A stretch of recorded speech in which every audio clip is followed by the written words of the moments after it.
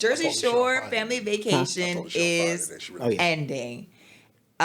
Did we even need another season? Did y'all even know this show was on?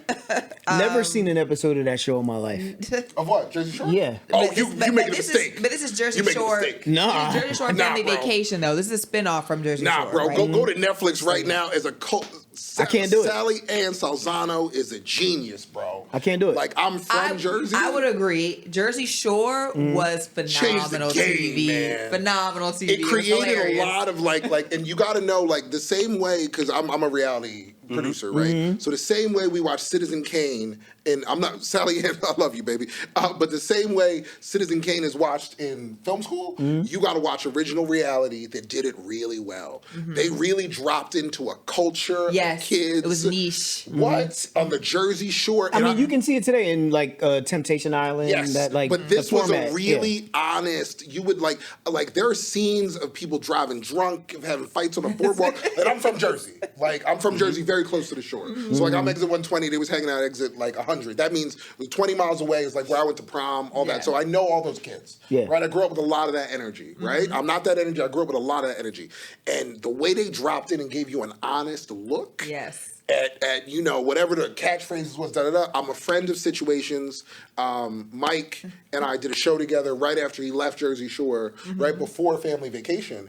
And as a producer, as a entertainer myself, I really like the fact that they were able to take the brand and move it into something new, because economically what started to happening with reality is that Love and Hip Hop, for example, there was a study done that the audience of Love and Hip Hop did not change; it grew older. Yeah. Right. Yeah. I love Love and Hip Hop. That it wasn't. My wife made fun of me. She used to be like, "It's a good show. You got these degrees. You act all super highbrow over here, and then you come home and you watch Love and Hip Hop." And I was like, but Mona and Stephanie created Mona and Stephanie, and part of some of my companies created a soap opera. Inside of that world, I like how you did it. And some of my companies. Yeah, 100%. I mean, some of the companies been the whole time, actually, low key. Yeah, he been his back. Yeah. I'm really turned up today. Like Jersey Shore and Love and Hip Hop, no one gives love to. Like, as much as they should. Yeah. But when I tell you that I was working at Bravo, my first season Love and Hip Hop was being shot, and the white DPs were coming back to our set and be like, they're shooting on little cameras. I can't believe they're doing a car sequence. I remember exactly who the dude was. That dude would beg for a job right now with us, right? Like, he would beg for it Look in the camera and tell them. Begging right now. Yeah. What Mona did out there is Jeremy. A monster. It wasn't Jeremy, no. It wasn't Jeremy. I know it, Jeremy, bro. I got to fight when I leave here, bro, because of y'all. Todd. What up? So Todd, no, I remember his name because he quit another job for me. But long story short, the look. 3 years later, I'm no longer working on New Jersey Housewives, and I'm watching a Ronin and a slow-mo entrance and long lens and dropped off focus and reality shows didn't look like this. Back to Jersey Shore. Jersey Shore was so freaking authentic that we fell in love with it as a culture. You know what I mean? Watching a bunch of kids party. The only thing I could liken it to is when we used to watch Spring Break way back in the day. You know what I mean? Like booty shake contest, got Joe with his shirt off. You know what I mean? It was like, damn, this is honest as shit.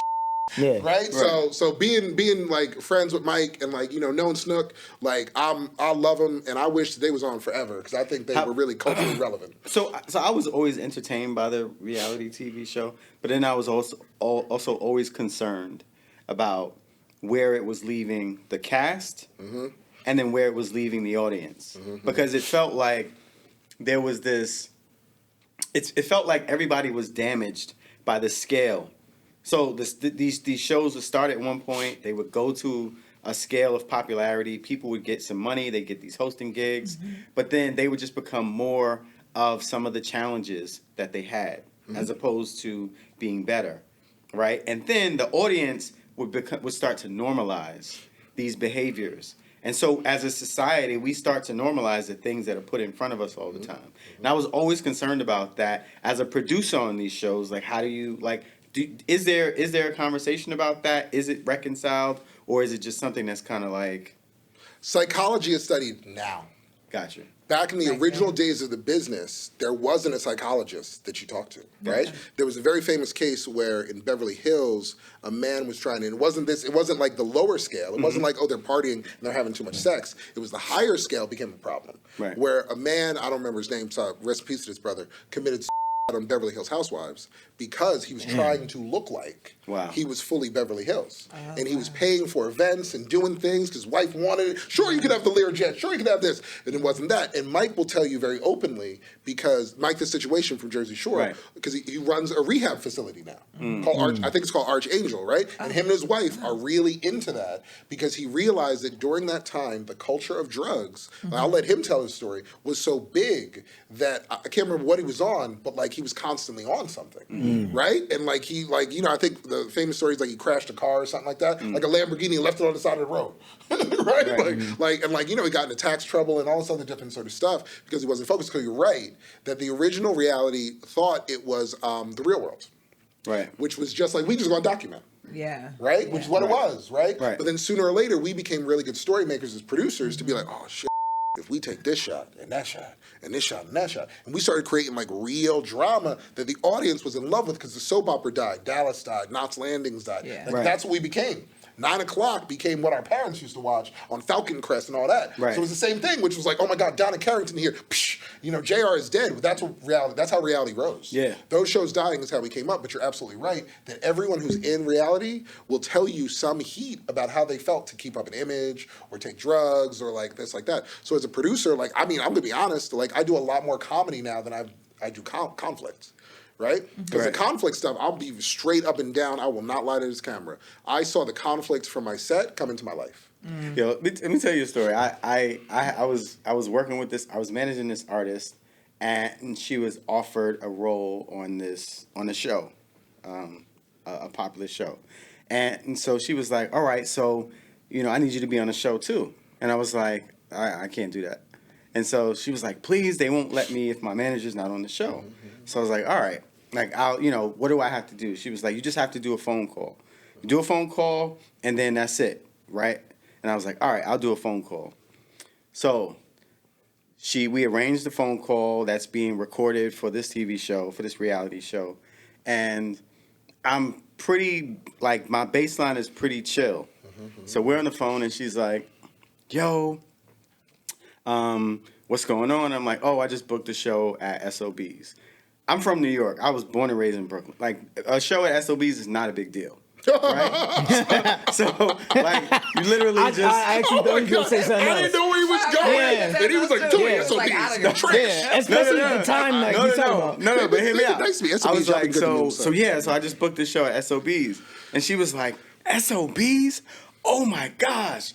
Word? She started going crazy. And I'm like, word? Yeah. That's crazy, right? And I started seeing myself responding because I needed to respond. I needed to match her energy for the TV show.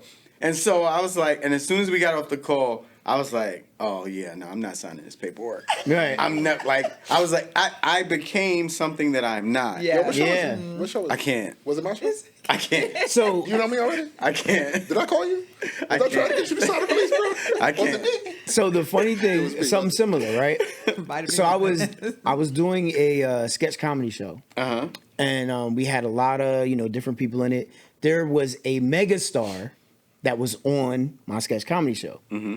The same megastar was filming Love and Hip Hop at the time, and she did not like what they were having her do. Mm-hmm. She's like, I don't really get along with these people. They got me fighting and this and that.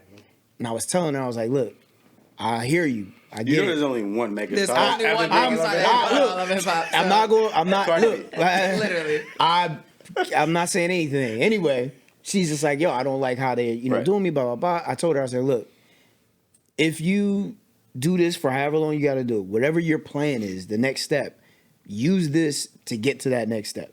Just do it and get out. You know what I'm saying? Like, they're going to have you on here. This is going to be a show that's going to be a big show. People love you already. Mm-hmm. Just go in there, be yourself, whatever, and let that just carry you into the next thing. And she's like, all right, cool. The funny thing was, she said, are you flirting with me? And I was like, no. I was like, then I had to think to myself, I was like, so funny. Low key flex. I'm like, am I? Like, but then I'm like, all right, get out of here. Like, let's just go back to the.